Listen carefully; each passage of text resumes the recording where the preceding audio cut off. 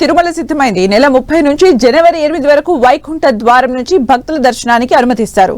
మొత్తం 10 రోజుల పాటు శ్రీవారి ఆలయంలో వైకుంఠ ద్వారాలు తెరిచి ఉంచుతారు. వైకుంఠ ద్వార దర్శనానికి వచ్చేస్తున్న భక్తులకు ఎలాంటి ఇబ్బందులు తలెత్తకుండా టీటీడీ అధికారులు అన్ని ఏర్పాట్లు చేస్తున్నారు.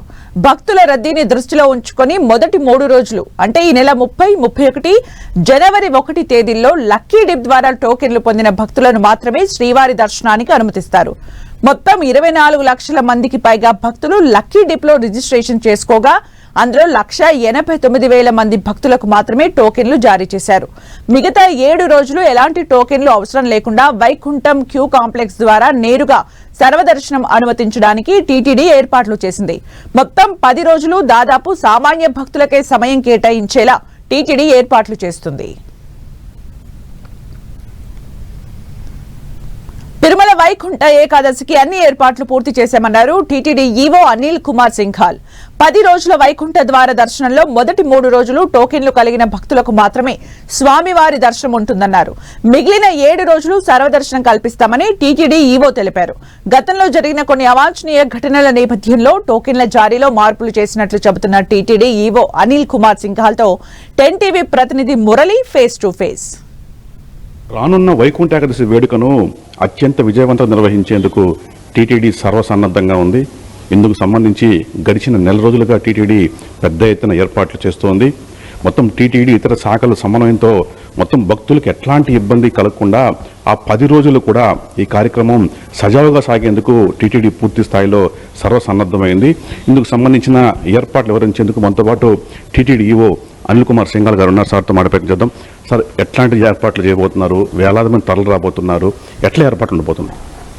ఓం నమో వెంకటేశాయ. ప్రతి సంవత్సరం లాగానే వైకుంఠ ఏకాదశిని 10 రోజులు నిర్వహించి గత సంవత్సరం అనుభవాల దృష్ట్యా ఈసారి ఎక్కడ కూడా భక్తులకి ఇబ్బంది రాకుండా చూడాలనేది ఫస్ట్ డిసిషన్.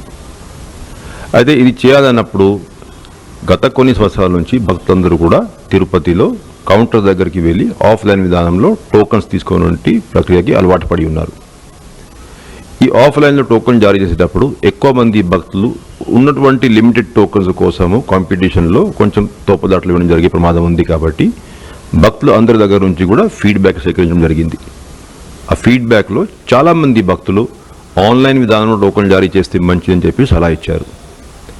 అయితే మన దేశంలో ఉన్నటువంటి చాలామంది భక్తులు గ్రామీణ ప్రాంతం నుంచి వస్తారు కాబట్టి ఓన్లీ 3 రోజులు ఆన్లైన్ విధానంలో టోకన్ జారీ చేసి మిగతా 7 రోజులు టోకన్ లేనటువంటి భక్తులకి సర్వదర్శనం పద్ధతిలో దర్శనం కల్పిస్తే బాగుంటుందనేది ఒక నిర్ణయం తీసుకోవడం జరిగింది. దాంట్లో దాదాపు 23,60,000 మంది అప్లై చేసుకున్నారు. అప్లై చేసుకున్నప్పుడు 1,89,000 టోకన్లు కెపాసిటీ ఉంటే లక్కీ డిప్ విధానంలో ఈ టోకన్లన్నీ కూడా జారీ చేయడం జరిగింది. సర్వదర్శన విధానంలో టోకన్ లేనటువంటి భక్తులకి అంటే ఎస్ఎస్డి విధానాన్ని కూడా ఇప్పుడు మనం రద్దు చేశాం కాబట్టి ఎటువంటి టోకన్ లేకుండా దాదాపు 3,50,000 మందికి ఈ 7 రోజుల పాటు ఆ దర్శనం అవకాశం ఉంది. వారందరూ వారికి కేటాయించినటువంటి సమయం ప్రకారము క్యూ లైన్లో ప్రవేశం ఉన్నట్లయితే మిగతా భక్తులు కూడా ఇబ్బంది రాకుండా కరెక్ట్ టైంకి వాళ్ళు రిపోర్ట్ చేస్తే 2-2.5 గంటల వ్యవధిలోనే వాళ్ళకి స్వామివారి దర్శనం అవకాశం లభిస్తుంది. కాబట్టి వాళ్ళు దయచేసి ఈ టైంని పాటించాల్సిందిగా విజ్ఞప్తి చేస్తున్నా. ఒక అన్ఫార్చునేట్ ఇన్సిడెంట్ జరిగినాయి, మనం చూసాం. అయితే ఈ నేపథ్యంలో మొదటి 3 రోజులు టోకన్లు లేని భక్తులు కూడా తప్పనిసరిగా వచ్చే అవకాశం ఉంది. సార్, ఎట్లా హ్యాండిల్ చేయబోతున్నారు? ఇది ఒక పెద్ద టాస్క్ అయ్యే అవకాశం ఉంది. మీకు ఎట్లా హ్యాండిల్ చేయబోతున్నారు? ఒకవేళ వాళ్ళు 29th నైటే వచ్చేస్తే ఎట్లా హ్యాండిల్ చేయబోతున్నారు? ఇప్పుడు ఇదే ఇష్యూ 2022 ఎప్పుడైతే ఫస్ట్ టైం తిరుపతిలో టోకన్లు జారీ చేయాలనేది టీటీడీ బోర్డు నిర్ణయం తీసుకుంది. కొన్ని అరేంజ్మెంట్స్ వాళ్ళు చేసి ఉన్నారు. లాస్ట్ ఒక వారము నేను కూడా ఇన్ఛార్జిగా రావడం జరిగింది. అప్పుడు కూడా ఇదే క్వశ్చన్ రేజ్ అయింది. అంటే టోకన్లు కొన్ని ఇస్తాం, ఈ టోకన్ లేని వాళ్ళు కూడా చాలామంది భక్తులు నడిచి వస్తారు. ఎక్కువ మంది భక్తులు వస్తే అప్పుడు ఎటువంటి ఇష్యూస్ రేజ్ చేస్తారు, గొడవలు ఏమైనా జరుగుతాయా, ఇబ్బందులు ఏమైనా వస్తాయా అనుకున్నారు. అయితే ముఖ్యంగా ఏంటంటే అవేర్నెస్ క్యాంపెయిన్. భక్తులు వచ్చేది ప్రశాంతంగా స్వామివారి ఆశీస్సుల కోసం, దర్శనం కోసం. అంటే సరి అయిన అవేర్నెస్, అంటే టీటీడీ ఏ విధానం ప్రవేశపెట్టింది, ఎందుకు ప్రవేశపెట్టింది, గత సంవత్సరం ఏముండింది విధానం, దానికి భిన్నంగా ఈ సంవత్సరం ఏ విధానం ఉంది, అది కానీ వాళ్ళకి క్లారిటీ ఉంటే ఆబ్వియస్లీ వాళ్ళు ఇచ్చే అవకాశం సద్వినియోగం చేసుకుంటారు. భక్తులందరూ కూడా ఎవరు కూడా అవకతవకలకి పడతారని నేను అనుకోవట్లేదు. అయినా సెక్యూరిటీ బందోబస్తు పకడ్బందీగా ఉంటుంది కాబట్టి డెఫినెట్గా డాక్యుమెంట్స్ వెరిఫికేషన్ చేసుకుని వాళ్ళని దర్శనం కోసం అనుమతిస్తాం. ఫైనల్ గా భక్తులకు ఏం చెప్తారు సార్ టీటీడీ ఈవోగా? టీటీడీ ఏదైతే రియల్ టైం అప్డేట్స్ ఇస్తా ఉందో అటువంటి అప్డేట్స్ దృష్టిలో పెట్టుకుని వాళ్ళ ప్రయాణం ప్లాన్ చేసుకోవాల్సిందిగా విజ్ఞప్తి చేస్తున్నాం. ఓం నమో వెంకటేశాయ. ఇది మొత్తంగా టీటీడీ ఈవో గారు చెప్తుంది. చాలా క్లారిటీగా చెప్తున్నారు. భక్తులందరూ కూడా ఒక విషయాన్ని గుర్తుపెట్టుకోవాలి. మొదటి 3 రోజులు అంటే డిసెంబర్ 29, 30 అలాగే జనవరి 1 ఈ 3 రోజులు ఇదివరకే టోకన్ పొందిన భక్తులకు మాత్రమే స్వామివారి దర్శనానికి అనుమతి ఉంటుంది. టోకన్లు లేని భక్తులు జనవరి 2వ తేదీ నుంచి 8వ తేదీ వరకు అంటే 7 రోజుల పాటు వారికి సర్వదర్శనానికి అవకాశం ఉంటుంది.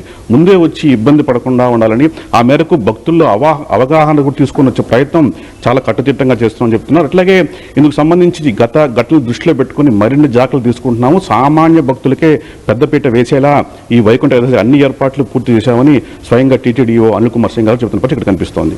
కెమెరా పర్సన్ హేమంత్ మురళీతో NTV తిరుపతి.